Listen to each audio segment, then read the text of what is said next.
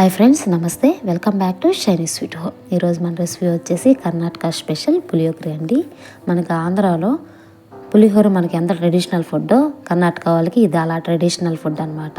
So friends, మనం same మన పులిహోర మాదిరిగా దీన్ని మార్నింగ్ బ్రేక్ఫాస్ట్గా యూజ్ చేసుకోవచ్చు, అలాగే దేవునికి ప్రసాదంగా పెట్టుకోవచ్చు, సింపుల్గా లంచ్ బాక్స్ కూడా సింపుల్గా చేసుకోవచ్చు. సో ఫ్రెండ్స్, ఈ కర్ణాటక స్పెషల్ పులిహోరని ఏ విధంగా తయారు చేయాలో చూపించేస్తాను. ఆలస్యం చేయకుండా దీని తయారీ విధానం చూసేద్దాం పదండి.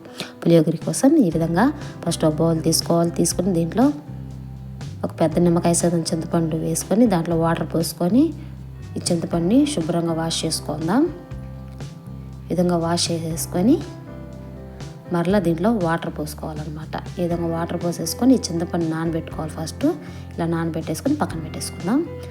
అలాగే పులియోగరి కోసం ఈ విధంగా రైస్ని ముందుగానే ఉడికించుకొని ఈ విధంగా ఒక ప్లేట్లో ఆరబెట్టుకోవాలి. చూడండి, రైస్ అనేది పుల్లాడుతూ ఉండాలన్నమాట. ఇప్పుడు దీన్ని పక్కన పెట్టేసుకుందాం. ఇప్పుడు స్టవ్ వెలిగించుకొని ఈ విధంగా ఒక కడాయి పెట్టుకుని దాంట్లో డీప్ ఫ్రైకి సరిపడా ఆయిల్ వేసుకోవాలి. నేను వచ్చేసి 100 గ్రామ్ ఆయిల్ వేసుకున్నాను. ఆయిల్ హీట్ అయిన తర్వాత ఒక చిన్న కప్పు పల్లీలు వేసుకుంటున్నాను. పల్లీలు కొంచెం ఎక్కువ తక్కువైనా పర్వాలేదు. ఇప్పుడు ఈ పల్లీలను బాగా ఫ్రై చేసుకోవాలండి. అంటే మంచి రెడ్ కలర్ వచ్చేంత వరకు ఫ్రై చేసుకోవాలన్నమాట. మనం తింటున్నప్పుడు పులియోగరి క్రిస్పీగా ఉండాలి, పంటి కింద పడినప్పుడు ఆ విధంగా ఫ్రై చేసుకోవాలి.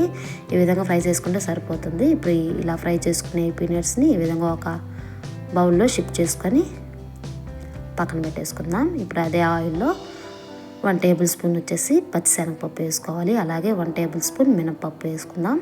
అలాగే 1 టేబుల్ స్పూన్ జీలకర్ర ఆవాలు కూడా వేసుకోవాలి.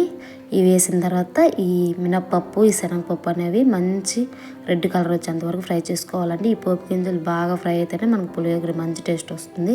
చూడండి, ఫ్రై అయిపోయాయి. ఈ విధంగా ఫ్రై అయితే సరిపోతుంది. ఇప్పుడు దీంట్లో మనం ఒక 4 రెడ్ చిల్లీ వేసుకుందాం. దీంట్లో కారం వేయం కాబట్టి రెడ్ చిల్లీ కొంచెం ఎక్కువ వేసుకోవాలి.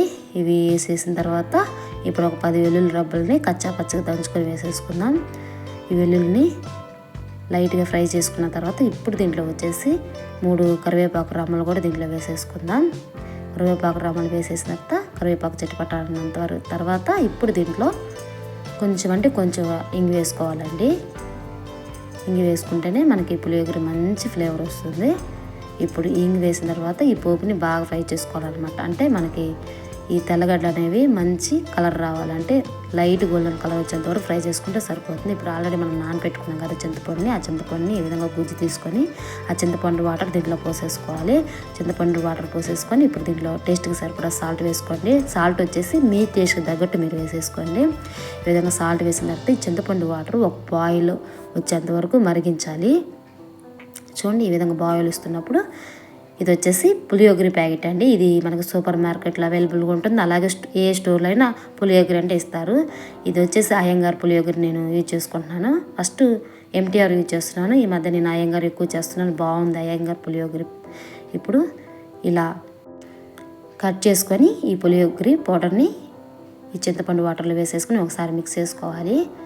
ఈ విధంగా మిక్స్ చేసుకున్న తర్వాత ఈ పులియోగరి లైట్గా మనకి ఉడకాలండి. అంటే మనకు ఆయిల్ సపరేట్ అయ్యేంత వరకు మరిగించుకోవాలి. ఇప్పుడు ఇలా ఆయిల్ సపరేట్ అయిన తర్వాత ఇప్పుడు మనం దీంట్లో లాస్ట్లో కొంచెం బెల్లం ముక్క కూడా వేసేసుకుందాం. బెల్లం ముక్క ఇష్టం లేకపోతే స్కిప్ చేసుకోవచ్చు, కానీ కర్ణాటక స్పెషల్ పులియోగరి ఫ్లేవర్ మనకు తెలియాలంటే బెల్లం ముక్క వేసుకోవాలండి. అప్పుడు చాలా బాగుంటుంది. అలాగే లాస్ట్లో మనం ఫ్రై చేసి పెట్టుకున్నాం కదా వేరుశనగపప్పులు, అవి కూడా వేసేసుకొని మిక్స్ చేసేసుకొని దీంట్లో నుంచి కొంచెం నేను సపరేట్ చేసుకుంటున్నాను బౌల్లో. మీరు కావాలంటే ఎక్కువ క్వాంటిటీ చేసుకొని మినిమం 1 మంత్ వరకు స్టోర్ చేసుకోవచ్చు ఈ పులియోగరి మిశ్రమాన్ని. నేనైతే నెక్స్ట్ టైం ఇంకొకసారి యూజ్ చేసుకునే దానికి సపరేట్ చేసుకుంటున్నాను అనమాట.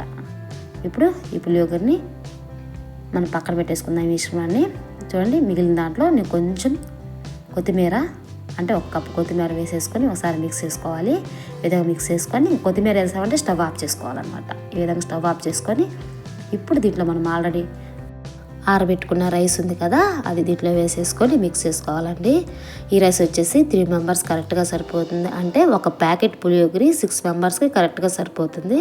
నేను కొంచెం సపరేట్ చేసుకున్నాను కదా, అది నెక్స్ట్ టైం యూజ్ చేసుకుంటానండి. మీరు కావాలంటే హెవీ క్వాంటిటీ చేసుకొని ఫ్రిడ్జ్లో పెట్టుకొని 1 మంత్ వరకు స్టోర్ చేసుకోవచ్చు. చూడండి, ఇలా మిక్స్ చేసుకోవాలి. ఇలా మిక్స్ చేసుకుంటే మనకి పులియోగర రెడీ అయిపోయింది. ఇప్పుడు దీన్ని సర్వ్ చేసుకుందాం. చూడండి ఫ్రెండ్స్, మన Emmy Karnataka special puliyogare ready అయిందనమాట. తింటుంటే పుల్ల పుల్లగా కమ్మగా చాలా బాగుంటుందండి. చూడండి ఎంత బాగుందో. సో ఫ్రెండ్స్, ఖచ్చితంగా మీరు కూడా ట్రై చేయండి, మీకు ఖచ్చితంగా నచ్చుతుంది. మనకి చింతపండు పులిహోర లాగానే ఉంటుంది, కానీ ఫ్లేవర్ చాలా డిఫరెంట్గా ఉంటుంది.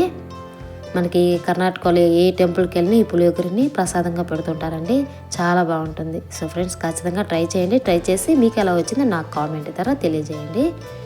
సో ఫ్రెండ్స్, నేను చేసిన ఈ కర్ణాటక స్పెషల్ పులిహోర మీకు నచ్చినట్లయితే ప్లీజ్ లైక్ చేయండి ఫ్రెండ్స్, అలాగే షేర్ చేయండి, సబ్స్క్రైబ్ చేసుకొని పక్కన ఉన్న బెల్ ఐకాన్ని యాక్టివేషన్ చేయండి.